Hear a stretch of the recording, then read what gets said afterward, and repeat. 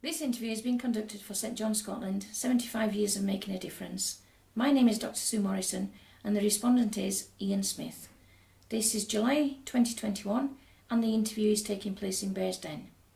Thank you very much for agreeing to be involved in this project, Iain. My pleasure. For the record, would you please confirm your name? Iain Jackson Smith. And what is your age or just your year of birth? 1953, so that makes me nearly 68. Thank you. Where were you brought up, Iain? Kilmacombe, Renfrewshire. And where do you live now? Bearsden. Bearsden. Have you lived anywhere in between? I have. We moved from Kilmacombe to be near our main schools in Glasgow, and the family set up home in Shields, which was a lovely place in those days to grow up, with wide avenues and big houses. And what brought you to Bearsden? My wife was from Mulgai, and as it happened, our first married home turned up suitable, and we bought a house in Bearsden, our first home in Bearsden, set up home there. Is this that first house? No, it's not. This is slightly bigger than our first house. This is our third house, and when we had a growing family, we moved to this house to give us a bit more space. Thank you. Iain, would you please tell me a little bit about your family background? Well, I'm the second of three sons, born to a well-known Shields family, and Shields born and bred, as my father would say, and he was an integral part of the whole of the social life of Glasgow. He was a stockbroker in Glasgow. He married a Glasgow girl, Hazel, and he was a deacon of the Corporation of Masons, the Trades House. He was secretary for 35 years of Glasgow Accies Rugby Club.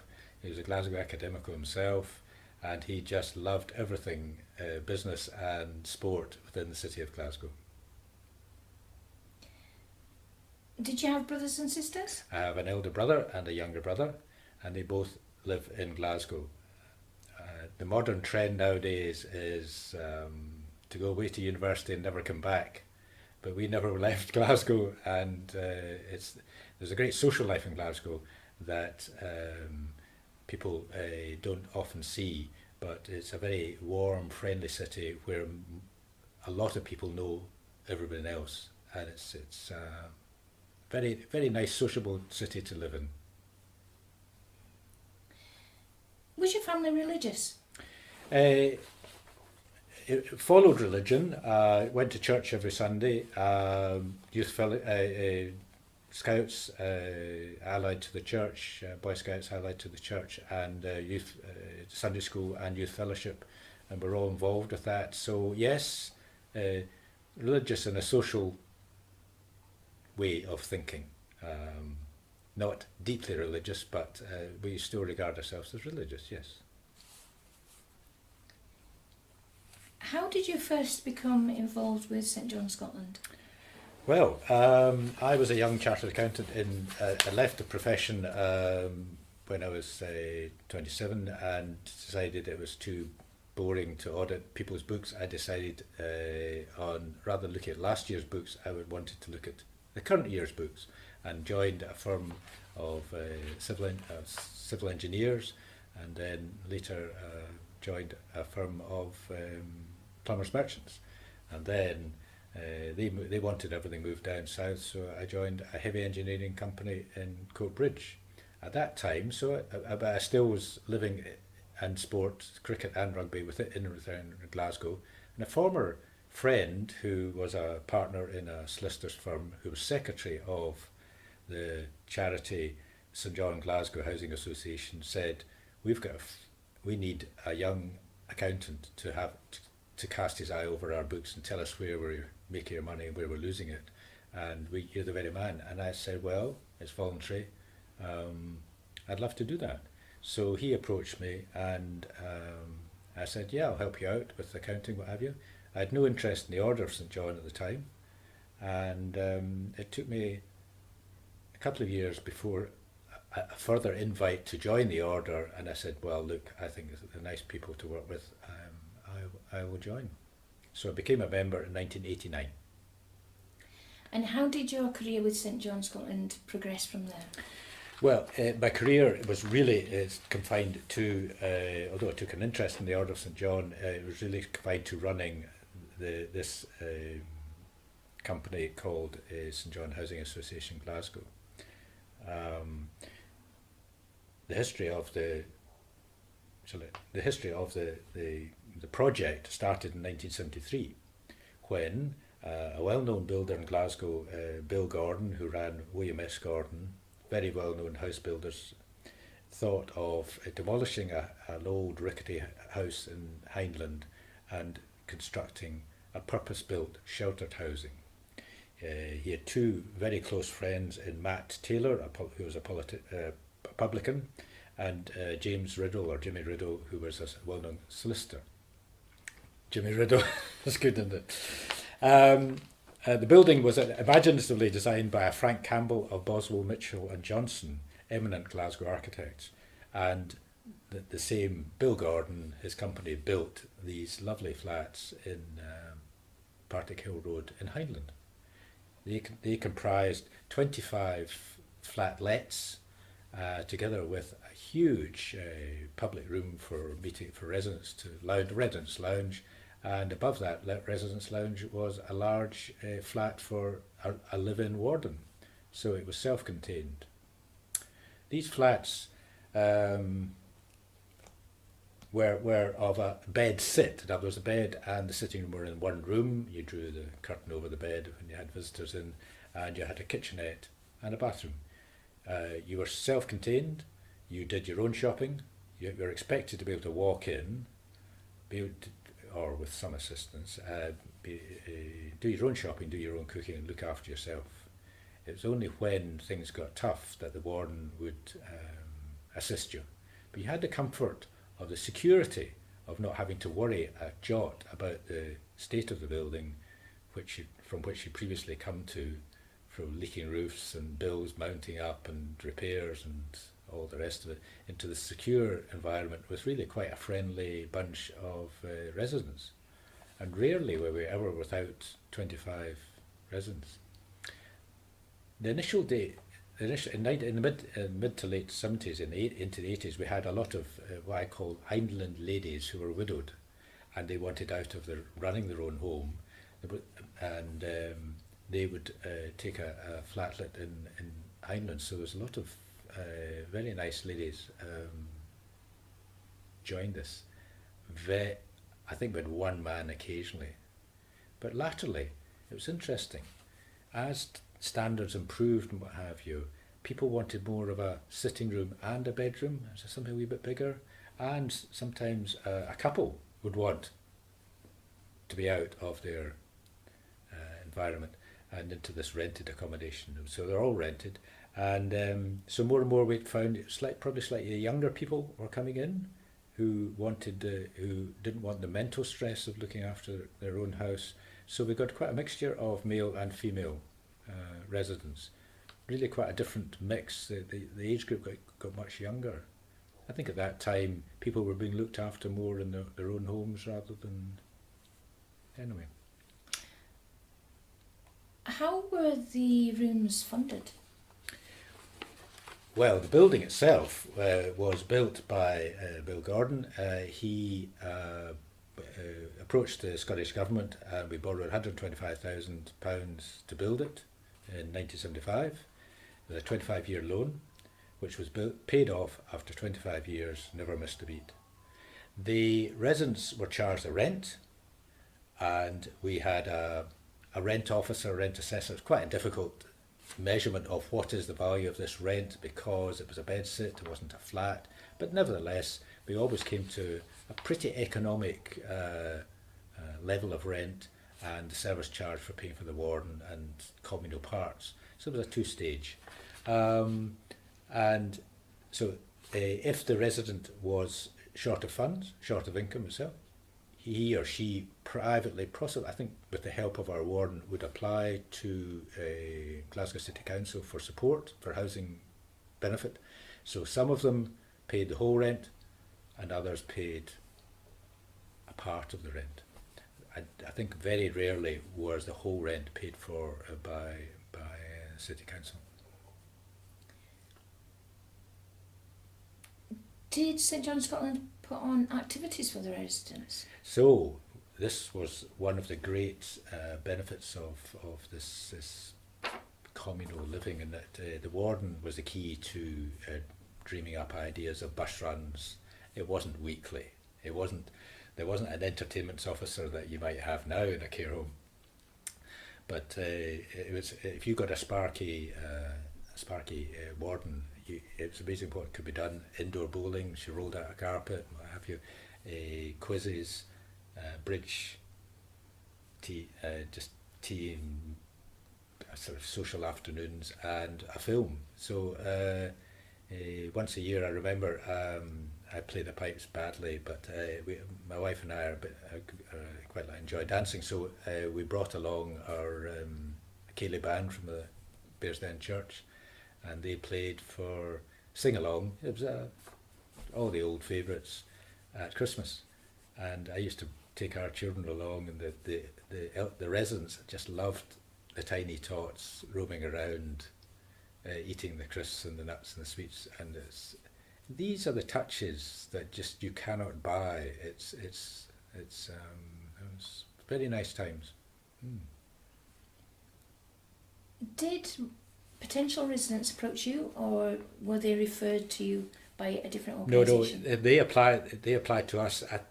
How they heard of us, I'm not quite sure. Maybe the warden put the word round. There was a lot of a friend told me, and one of the difficulties, and it's exactly the same problems we have today, is I'd like to put my name down, but I'm not ready yet. Well, that's okay. There's a year or two. You might have to wait a year or two before there's a place comes available. So a place comes available. Are you ready? No, I've moved. I've done. So the list is pretty fluid, and people were moving up and down the list. Or I'm not ready yet. So, how do people act? So it's what reputation, I think. Yeah, I don't think it was because it was run by the Order of St John, or part of it. I think it was simply it's a nice place to be, and it's a nice area. And if you've got a house in Hindland, what better than just to move down the road? Did St John Scotland have to adhere to care regulations at the time? Oh yes.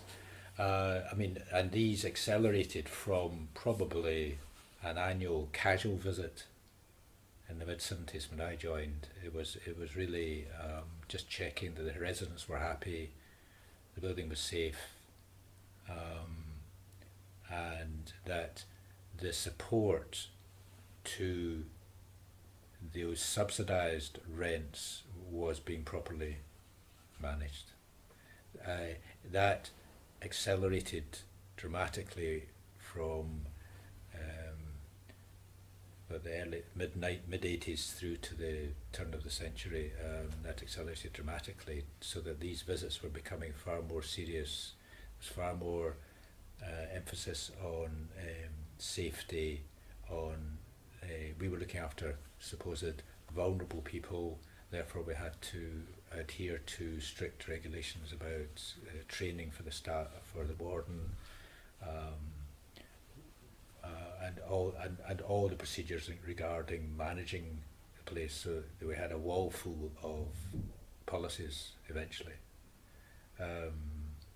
Now that is in the early stages, you can manage that with a volunteer committee, a warden, and a full time and a paid secretary, if you like, who in this case was solicitors. But the minute you go into constant rewriting of policies and what have you, the warden can't do it, so it's a volunteer who's doing it. So it starts to be hard work for the volunteers, and that was not fair on the volunteers. So the pressure was growing. It was very gradual at first, but towards 2003, 4, 5, we were under a lot of pressure that we would be better served. The residents would be better served necessarily because they were happy, And all the reports that come up, they couldn't be happier. They loved it as it was. That was important. But from a policy, from a regulation point of view, it was obvious that the powers that be who really thought we should be part of a bigger group.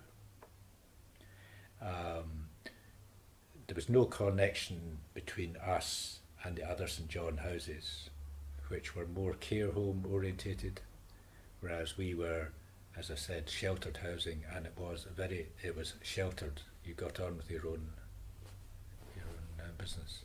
So that's how the pressure of policy making and government controls, and a lot of government controls were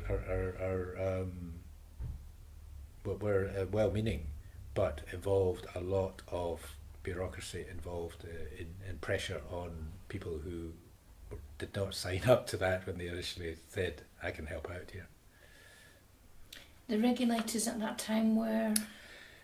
Community Scotland was the first big one, that's the government, and then Glasgow City Council, I think 2 departments that visited us. So one, I think, funded the issue, and the other was looking after supporting people, I think that's what it was called. So there were 3 annual visits, and it was one after the other. All wanted different things. There was very little, there were a lot of duplication involved in the inspection. The warden was showing the same things to all 3. There was no question of, well, if they visited, we can accept that. They had to see for themselves. So there was a lot of pressure on the warden. It's a shame. What kind of changes did the regulators ask of you? Well, as I said, a wall full of policies, and generally they did not believe that volunteers for no payment, no expenses, could possibly want to run a home such as we were running. Because at this time I was started to realise there is a career in managing care homes and be qualified to manage it, and then your eyes are opened when these inspectors are coming in. They are qualified care home inspectors, and we were not geared up to combat that. And it was everything from changing a light bulb to vulnerable single people policies, some of which are completely irrelevant. I mean, I've erased these from my memory because they were so bureaucratic. Did they think that the building structure was okay? The building's perfect. It was built and said in 1970, very foresight, with great foresight. It was purpose built, and the only thing that stopped us from being a complete article, as I said, was these combined sitting room bedroom. Perfect, big wide corridors, full modern lighting, modern double glazed windows, probably requiring super insulation now, but what I do remember is there were shafts going up from through each floor. There were 3 floors in the bathrooms to ventilate the bathrooms, and there were fans in the attic ventilating the place. So it was top stuff. I mean, 1970s was very good. Very good, great vision, imaginative architect, and a great site. Very handy for school, for shopping, buses, public transport. Great, yeah. How many volunteers did you have helping at that time? Well, we had a committee of 6. I think initially when I joined it might have been 8. But I mean, it was a monthly meeting for an hour. Every couple of months for an hour. So it was everybody was chipping in with a little bit of this and a little bit of that. In fact, one of the ladies, members of the committee, took upon herself to every month visit every single resident, and she could tell you everything about them all. She was lovely, and these are I didn't appreciate it at the time, but I think back now, I think that was just no wonder they enjoyed being there, because nobody else would take an interest in them. And she could tell you all about their family and their problems, and oh, it was just great, very happy times. Yes. I don't suppose you remember her name. Penny Robinson. Lovely girl. Oh, that's lovely. Yeah. Did you have volunteers going in cleaning and that kind of thing? No, they getting into the nitty gritty. We had a cleaner when out in the communal areas. Now maybe the residents were responsible for the cleaning of their own flats. I think some were cleaner than others, and I think the warden would suggest there's a cleaner come in, or maybe use our cleaner and do their own arrangement with that. So they were the public areas are very, very tidy. Yeah. When did the site close down? No, we didn't close. I'm just trying to think.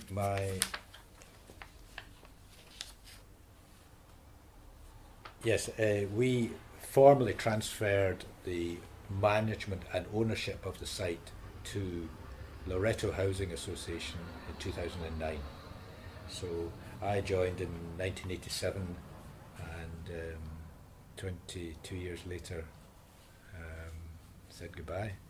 The reason for that was back to this pressure that we were under. The government said, no, I think we've got 2 or 3 very committed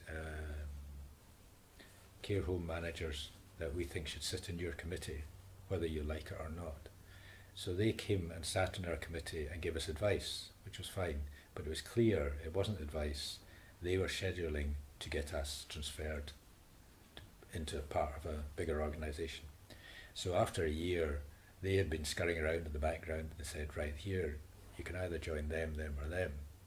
And so with the choice of Partick Housing Association was one, and the firm that we ultimately chose was Loreto Housing. Now we had 25 flats and they had something like 2,000. Everything from care homes to sheltered housing to, you name it, to social housing. So they were a big landlord and well set up. And at the end of the day, with all the pressure, it was probably quite it was a great relief to everybody. But this time, the committee is down to about 5 or 6, 4 or 5, and really quite glad to see the back of it. So it was a shame. It was a shame, and what disappointed me most was the happiness we were leaving behind, that we had created, and it couldn't possibly have been the same after that. First of all, strange enough, one of the interesting things was they all loved the warden on site. Now the warden only worked 40 hours a week, so that was fine. That's what she'd pay for. But she was always there.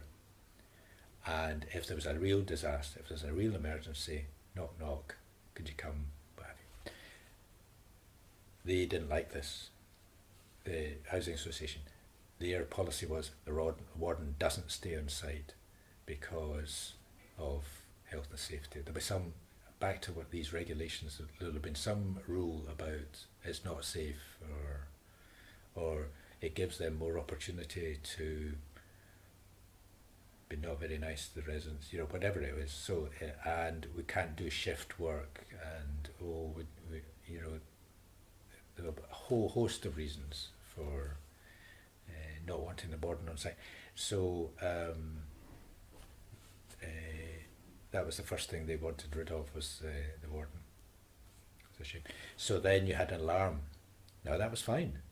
You press the button and social services come out. So that was a transfer from more, don't worry, it's okay, you just press the button and somebody will come. Oh, our girl will be there 30 hours a week. But 30 is nothing compared to 7 days a week on site. Over the period of time that you were there, how many wardens did you have? 2. Yes, very good. It's very difficult to get somebody who to give up their. It was a live-in position, so it was a tied house really. So if you left the job, you left the house. It was quite a nice flat actually, and 2 bedrooms, a lovely big sitting room, nice kitchen, and we looked after it. And if it got tatty, we did it up. So with 2, so one would have been there for, I think she was there for 20 odd years, and the other for 4 or 5. Do you remember their names? Alma Knight was the very first one, and Alma actually fell ill and couldn't manage, so she retired, and which was a great loss, because in her day before she became ill, I mean, she struggled the last 2 or 3 years of her time there. She was very good for the residents, and then the next lady came in, whose name I can't remember, and she brought her husband, and he was a bit of a handyman, so he did bits and bobs. So, but the minute you start getting the handyman husband of your paid employee to work, to do bits and pieces, you start to run in, well, is he capable of doing? Of course he is, but that might not be certificated. Yeah, so that was two wardens in my time. Yeah. What are your favourite memories of that period?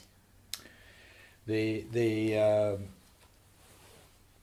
lovely the change from this rather stern committee, and a residents representative was called in at the very end of a meeting. What do you want to talk to us about anything? And the poor lady would sit there trembling. I think this needs done and that needs done. Well, we're not doing it. There you go. To completely reverse, we had 4 or 5 were allowed to come on the committee latterly. That was part of this new policy, this open environment, and they became part of the committee. So we were, as a shock to us all, had to discuss in front of our customers what our tactics were, which was a complete change. However, that was the way it was going. Interestingly, 5 were allowed to come on to sit with our committee, and we only managed to get 1 who was interested in taking to do with the management of the home. They had left. They had all, to a man or a woman, said, "We've been on this committee and that committee, clubs, societies, what have you. We're past that. We have left that behind. I've come here for a clean, stress-free environment. I do not want to discuss the repairs to the roof or whether the grass needs cut. We've had enough of that." So, interesting that although the door was open, it was interesting there wasn't the demand was still not there. So they were happy with the way it was being managed. It's one of my happy moments. So going from that into them really pleading that Loreto, that we wouldn't have to go to Loreto, but we convinced them it was best for them. Actually, it wasn't, but we convinced them it would be a good thing. I really felt quite sorry to leave that. All the Christmas parties and the entertainment and that we provided ourselves, the bus runs. These are the happy days, and the gratitude from the residents was wonderful. Yeah, nice time. I think we've covered most aspects of the sheltered housing. Is there anything that you think I've missed or you would like to bring up? No, I think I had a wee script, and I think I've covered most of the points. I think it was the point. One of my major points was saying was in the charitable sphere of things. Where here were 3, including the architect, 4 eminent Glasgow businessmen who were heavily involved in the order, and wanted to do wanted to create a project, not for the kudos, but because they thought it was a good, honourable thing to do, and what a great job they made of it. No reward whatsoever. Pure. It wasn't even philanthropy. It was just pure, selfless voluntary work. It's a real lesson to us all. But that's where charitable giving started in those days. Yeah. Were you involved in any fundraising activities outside the sheltered housing? Yes. So as a member of the Order of St John, member of the Glasgow Association, I helped as best I could for the various fundraising exercises, the art sale, bit of volunteer. But by the time it finished with the home, I felt I needed a rest. I keep involved with the order, and whenever they need help, assistance, I'm there, and I always I'm a great supporter of the local order. Its challenge nowadays is to get a new generation involved, because like so many clubs and associations, not necessarily charitable, clubs and associations nowadays they've missed a generation, and it'll be my children that they will be about to miss that should be involved, which is interesting. But with dual careers now, with both husband and wife working, it's made a big difference to the pace of life and the time people have available. Yeah. Recruitment is an issue, as you say, across the board. Yes. Are there any activities or promotional runs or anything like that you think St John Scotland should be doing to recruit more volunteers? It starts with charity, and everybody's idea of charity is a just giving page. Set up a just giving page, and go for a sponsored walk, and that's the modern trend nowadays. Not giving of your time, which is what a lot of these activities need. But nevertheless, a younger approach in terms of how you reach your target audience is very, very useful nowadays, because communication methods have changed so much, and people say, oh, send a text, send an email. No, make up a Facebook page. No, that's old hat. Whatever it is, it's the next. Where are people looking at, or how are they speaking to each other nowadays? And so it's a younger approach that is badly needed. How you attract that younger.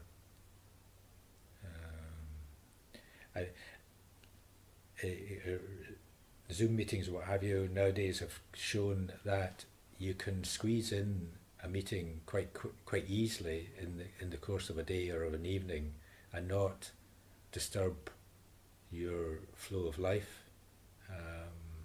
So that, for instance, today this is my third meeting, so both the other two on Zoom, which is great, without leaving the house. Conversely, it is very useful to younger people, youngsters, to do some volunteering, particularly for their CVs, to enhance their CVs. Do you think it would be useful if St John Scotland had a programme, and perhaps they do, or have done, whereby they go into schools or colleges, even universities, to try and recruit volunteers? Yes, it's very difficult. The universities is quite young. I think our trend has been more on middle-aged members. I wouldn't like to put an age on it, but I think under 40s you'll be really struggling, because if they haven't got a family, they're trying for one. And mean, in other words, they're starting their families about 10 years after our generation started families. So they're well into their 50s by the time they are free of that. But if you can excite, going back to my original point about setting up this home and be managed by a volunteer committee, nowadays so many people look to the state to do that, and that why should I give them my time when the state will do it? And the more the state does, the more people expect the state to do. I'm not an expert in the subject, but it does mean, well, why should I set up a campaign? One of the glowing memories I've got is the Rotary Club of Glasgow, along with all the Rotary clubs within Glasgow, set up a trust to. It was the children. It was York Hill Hospital desperately needed a scanner, and for the full body scanner, £250,000 was going to be a 5-year target, 50,000 a year, and they set up the trust. And what have you. They were just about to get fundraising going, getting grants for it, and all the rest of it. And then suddenly the health service did have a budget, and they bought one outright. So people are reluctant to put a lot of effort into something that a government can pay for just changing the direction of the compass a wee bit. Suddenly everything's affordable, isn't it? So charities have got to keep well clear of things that the state pay for, because you can spend a lot of effort and get nowhere. Are you aware of the other activities that St John Scotland is involved with? Only in the Glasgow area, really, and I read about it in the annual report. And it's many and varied, I must say.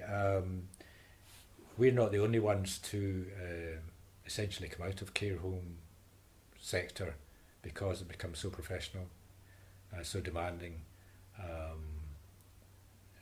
We're not the only ones. Church of Scotland, the Roman Catholic Diocese, ran several, and I don't know the statistics, but they will be well down on that. So we're not the only one to come out of that sector, and the question is what other sectors, what other good works can we get involved in? And the great and well publicised activity that St John Glasgow have been doing is be involved in is the issuing of and siting of defibrillators. These are get your heart going again if you have a heart attack in the street, and these machines can be sited. The more they are, the better. Golf clubs, in the street, churches, cinemas, what have you, and there's a map which tells you where the least where the nearest one is. Chap collapses in front of you, and there's no pulse. You could run to get one of these defibrillators and potentially save his life, rather than pump away at his heart. And CPR training still goes ahead. CPR training goes along with that, and yes. I think the Glasgow Association have done wonders in that department. They have, and it's just been great. It's been that's one thing. There's something that we just never had done before, and that's from a standing start. It's been very good. Yeah. Do you know how many members there are in Glasgow?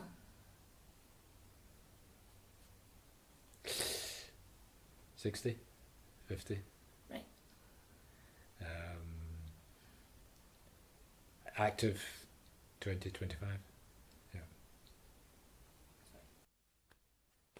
Do you know anything about St John's Eye Hospital in Jerusalem? I know a little. I know we had a presentation many years ago from a surgeon who'd worked there, and I think the biggest problem in Jerusalem is the wealth. There's a dichotomy of wealthy Jewish residents of Jerusalem, and a lot of Palestinians who are very poor, and they can't afford any hospital treatment whatsoever. And eyesight is a major issue there. And things like cataract operations save people's eyesight. And this fellow was doing thousands a year. And I thought, talk about getting your sleeves rolled up and getting your hands dirty and really get to the point of action, instead of just pouring money into aid that might get siphoned off elsewhere. Actually running the hospital is just great. So that is funded from central office in Edinburgh, and a great service. St John's is also out in Malawi. Do you know anything about that? I don't know anything about Malawi other than beware of what you do in Malawi, because it's the corruption is unbelievable.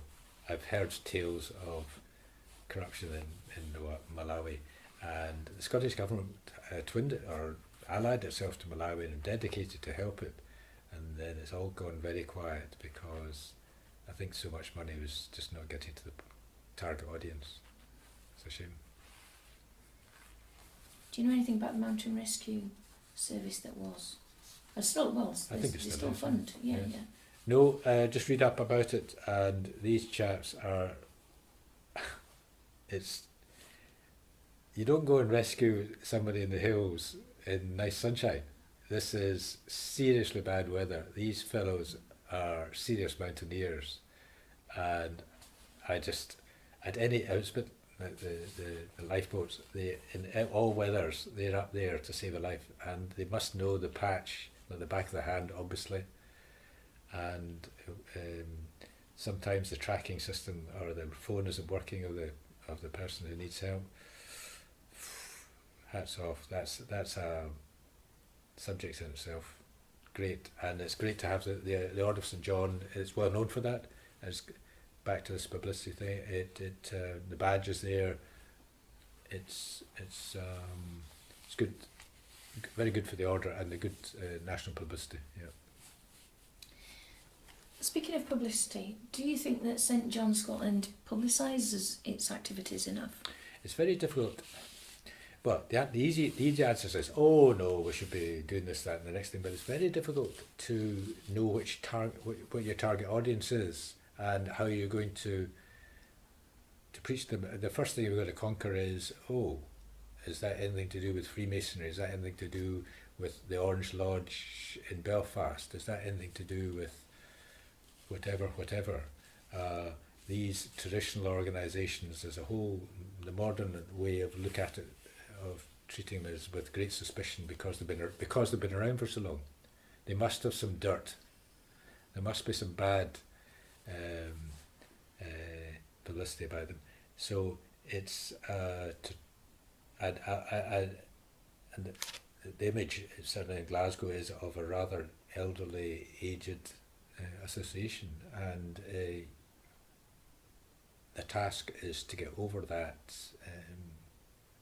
and to not to have to make it, you must attend this meeting and that meeting, what have you, but to make much more use of electronic means in terms of communication and keeping people involved. For instance, Rotary, of which I'm a member, and we meet once a week, and you're greatly encouraged to meet once a week and take time off work and all the rest of it. Well, that just isn't going to work anymore. So you can now be a Rotarian and be an electronic member, so that you meet up from time to time. The problem then is you're not seeing somebody face to face. You're not seeing them in the eyeball. You're not getting the measure of the person.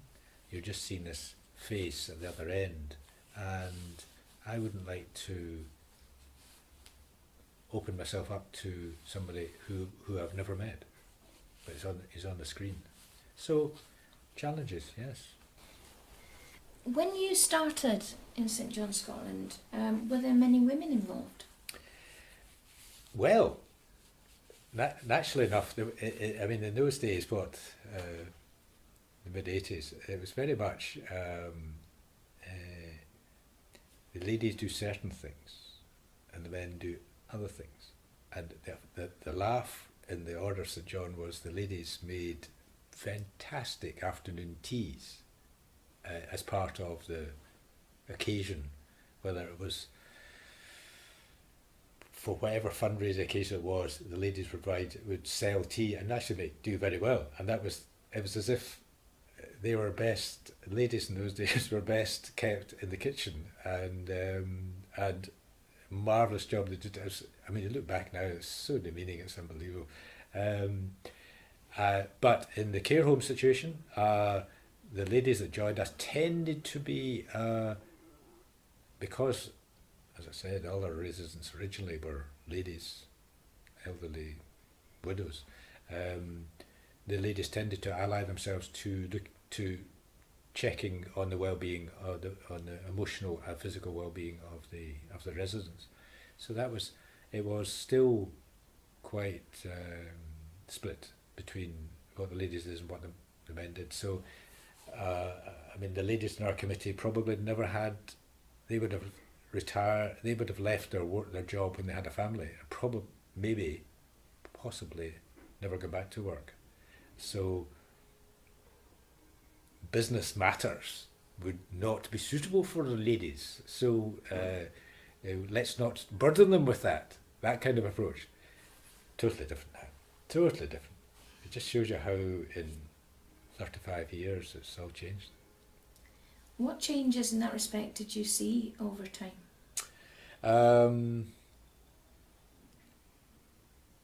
The lady, the changes were, it was very difficult when somebody retired or left or fell ill, left the committee, to replace them. The pressures on people's time. I don't want to give a lecture on social history, but it started off with, dare I say it, the fax machine, and that saved you having to catch the last post to get the letter there the following day. You just faxed it, and then 10 years later it was the email, and then everybody wants a reply to an email within an hour now. I mean, it's not a question of, don't worry, I posted it 2 days ago, you must have got it by now. So as these people retired from the committee, it was very, very difficult to get suitable replacement people. And I regret now that we didn't look out with the Order of St John for committee members, which is I suppose you could say it's fairly obvious, but it's not obvious if you're part of the order and everybody is a member of the order, and therefore don't want to let any power go out of the order. We'll just keep it amongst ourselves. Well, of course, ourselves are getting older, and so that was a challenge. That was, I think, that's really in terms of the modern management of the association, that we should probably have thought a bit more out with younger and out with the order. I think that's all of my questions, Iain. Is there anything that you would like to add?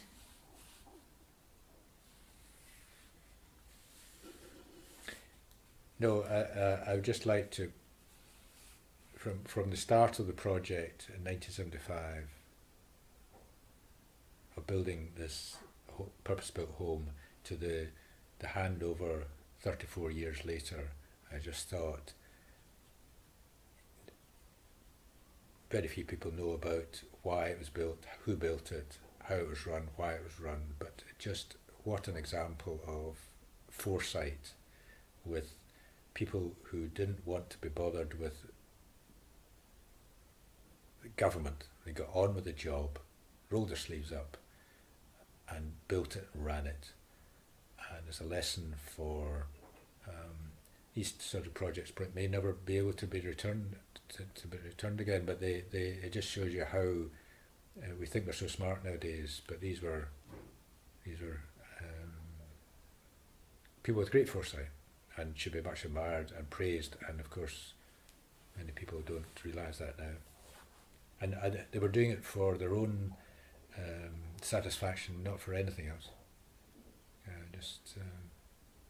Great project to be involved in. I was happy to ultimately chair the committee, and proud to have played my part. Oh, so you should be. Thank you. Well, I think that's it. What do Thank you you very much, Ian. That's Did great. you learn anything? Thank you. Yes, that was smashing.